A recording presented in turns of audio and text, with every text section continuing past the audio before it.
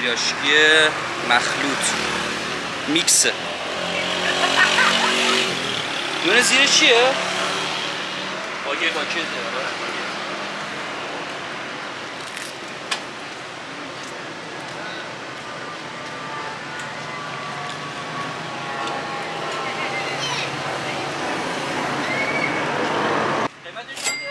قیمتش 60 تومنه. پیراشکی پنیر با نون باگت، سوسیس، هات داگ، مرغ، قارچ و پنیر داره. 60,000 تومان به دلار 32,000 تومان هم حساب کنی هلوش حدوداً $2 میشه. $2.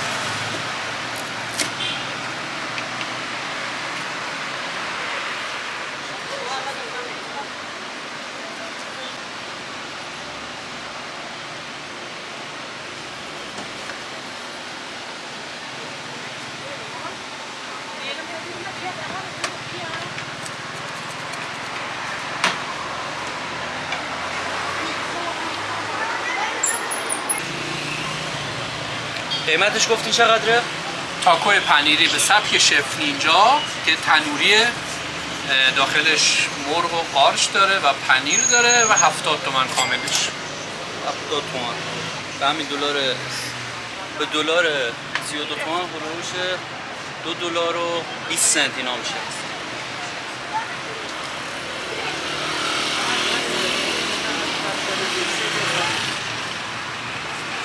طعمش فوق‌العاده است. پنیری هم داره.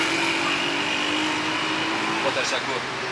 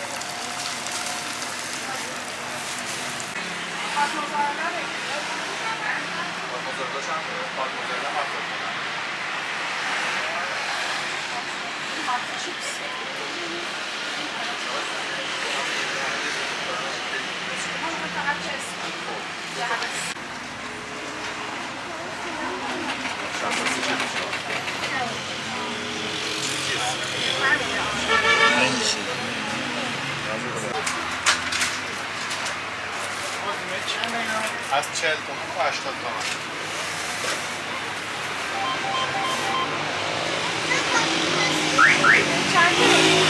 از 40 تومن تا 80 تومن. شما میبینید چرا اینجوری شده؟